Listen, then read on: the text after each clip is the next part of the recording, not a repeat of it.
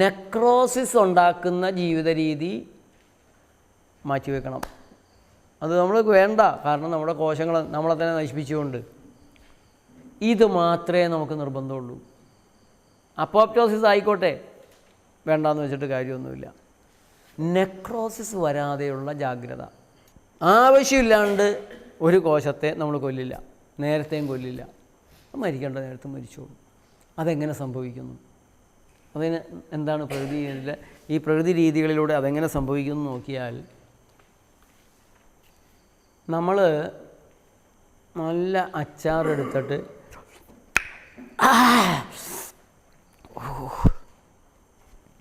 നമ്മുടെ ഉള്ളിലുള്ള മുക്കോസ് മെംബ്രെയിൻ,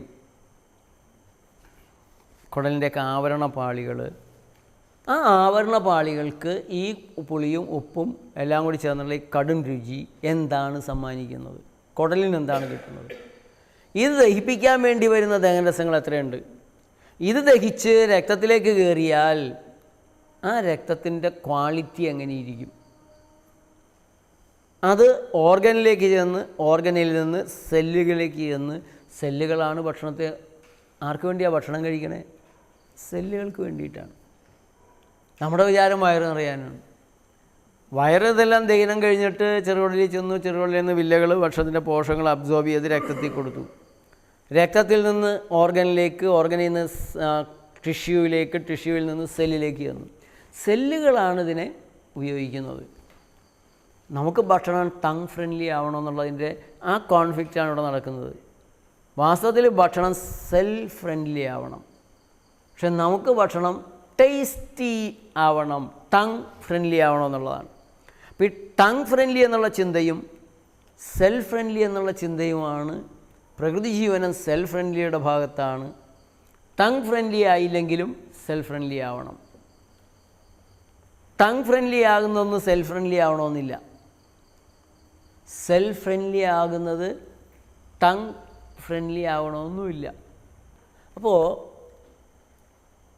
ഈ നെക്രോസിസിനെ വേറെ തരത്തിൽ ഞങ്ങൾ പറഞ്ഞാൽ പെട്ടെന്ന് മനസ്സിലാക്കാൻ സാധിക്കും. ഇപ്പോൾ രക്തത്തിൻ്റെ ക്വാളിറ്റി കുറവാണെന്ന് ലാബിൽ പോയിട്ടിട്ട് നമ്മളൊരു ടെസ്റ്റ് നടത്തി ബോധ്യപ്പെടുത്തുന്ന ഡോക്ടർക്ക് ഇതുണ്ടാകാനായിട്ടുള്ള റോ മെറ്റീരിയൽ എന്തായിരുന്നുടോ അതിൻ്റെ ക്വാളിറ്റി നോക്കാനുള്ള വിവേകം ഉണ്ടാവേണ്ടതല്ലേ? ആ വിവേകമാണ് പ്രകൃതി ചികിത്സയ്ക്കുള്ളത്. കള്ള് കുടിച്ചാൽ രക്തത്തിൽ കള്ള് കയറും. രക്തത്തിൽ ഈ കള്ള് പിന്നെ എന്താ ചെയ്യണേ? രക്തം കൊണ്ടുപോയി കോശങ്ങൾക്ക് കൊടുക്കും.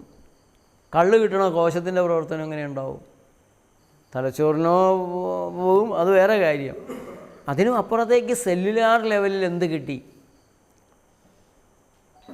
ഭക്ഷണം നമ്മൾ ചോറ് തിന്നു കഴിഞ്ഞാൽ ഗ്ലൈസിമിക് ലെവല്, ഗ്ലൈസിമിക് ഇൻഡെക്സ് എന്ന് പറയും.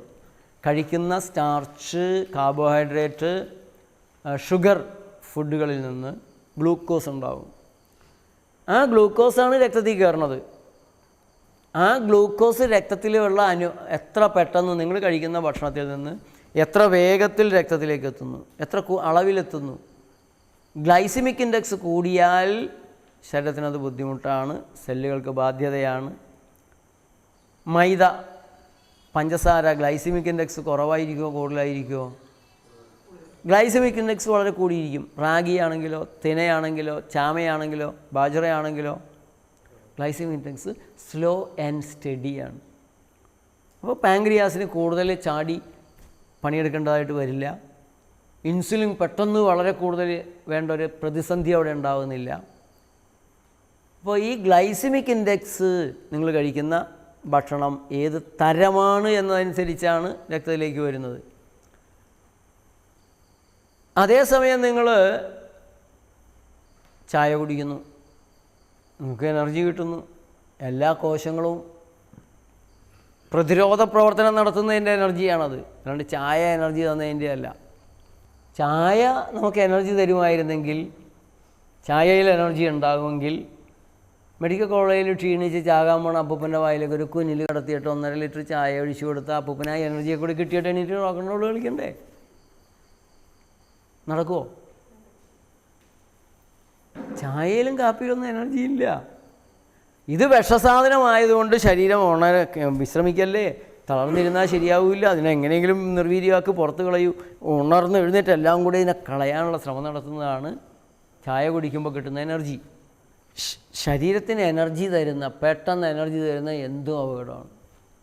നമ്മൾ ചോറ് തിന്നു, എന്താ പായൊന്ന് തരുമോ, ഒന്ന് കിടക്കാനാ, ക്ഷീണമാണ്.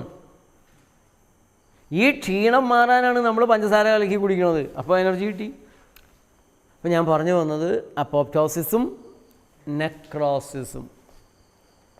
അപ്പോൾ ശരീരത്തിലെ കോശങ്ങൾക്ക് ആപത്തുണ്ടാക്കുന്ന ഭക്ഷണപാനീയങ്ങൾ, ആ ആപത്ത് നെക്രോസിസ്, നേരത്തെ മരണത്തിനിടയാക്കും, സെല്ലുലാർ ഡെത്ത് നേരത്തെയാക്കും. അപ്പോൾ പാരാസിറ്റമോൾ പോലുള്ള ഗുളികകൾ നമ്മുടെ ശരീരത്തിൽ അൾസർ വന്നു, ഡോക്ടറെ അൾസർ വന്നു, അൾസറിന് വല്ല മരുന്നുണ്ടോ? താൻ എങ്ങനെയാണ് അൾസർ ഉണ്ടാക്കിയത്? 10-15 വർഷമായിട്ട് കെമിക്കൽ ഇട്ട് കൊടുക്കണം വയറ്റിലേക്ക്. 10-15 വർഷമായിട്ട് ദിവസവും രാവിലെ ആഹാരത്തിന് മുമ്പും പിമ്പും, ആഹാരത്തോടൊപ്പം അല്ലാതെ കഴിക്കരുത് കേട്ടോ. എന്താ കാര്യം? പെട്ടെന്ന് തന്നെ തുളച്ച് കളയും കുടൽ. ആമാശയം തുളച്ച് കളയുന്ന കെമിക്കലുകൾ ഇട്ട് കൊടുത്തു കഴിഞ്ഞാൽ ആഹാരത്തോടൊപ്പമാകുമ്പോൾ അത് കുറച്ച് അതുമൊക്കെ പുരണ്ടൊക്കെ ഇത്തിരി സമയമൊക്കെ കിട്ടുന്നുണ്ട്, അതിൻ്റെ കോൺസെൻട്രേഷൻ കുറഞ്ഞിരിക്കുന്നതുകൊണ്ട് ഉടനെ തുളക്കിയില്ല. പക്ഷെ 5-10 കൊല്ലം കെമിക്കൽ ഇട്ട് കഴിയുമ്പോൾ അവിടെ തുളയും. അപ്പോൾ അവിടെ നെക്രോസിസ് വരിക ചെയ്യുന്നത്, സെല്ലുലാർ നെക്രോസിസ് വരിക ചെയ്യുക. നമ്മുടെ കോശങ്ങൾ മരിക്കുന്നത്, ഇന്ന് 10 ദിവസം ജീവിക്കേണ്ട കോശങ്ങൾ 8 ദിവസത്തിൽ മരിക്കരുത്. അപ്പോൾ അതുകൊണ്ടാണ് നമ്മൾ കെമിക്കലുകളൊന്നും വാരി തേക്കാത്തത്, നെയിൽ പോളിഷ്, കോസ്മെറ്റിക്സ് സാധനങ്ങൾ ഉപയോഗിക്കാത്തതിൻ്റെ ഒരു കാരണം, സോപ്പ് ഉപയോഗിക്കാത്തതിൻ്റെ കാരണം ഈ കോശങ്ങളെ നേരത്തെ കൊന്ന് ലെയർ മാറ്റിക്കഴിഞ്ഞാൽ വെളുത്ത് കിട്ടും.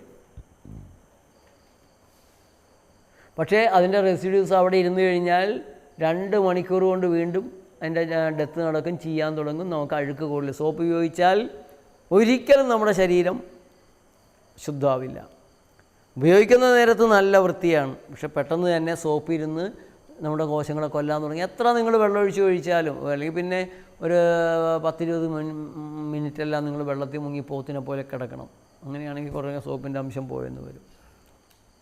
അപ്പോപ്റ്റോസിസും നെക്രോസിസ് വരാതെയുള്ള ജാഗ്രത മാത്രമേ നമ്മൾ പ്രകൃതി വേണ്ടി ചെയ്യുന്നുള്ളൂ. അതിനുവേണ്ടി മാത്രമേ നമ്മൾ ബുദ്ധിമുട്ടേണ്ട ആവശ്യമുള്ളൂ.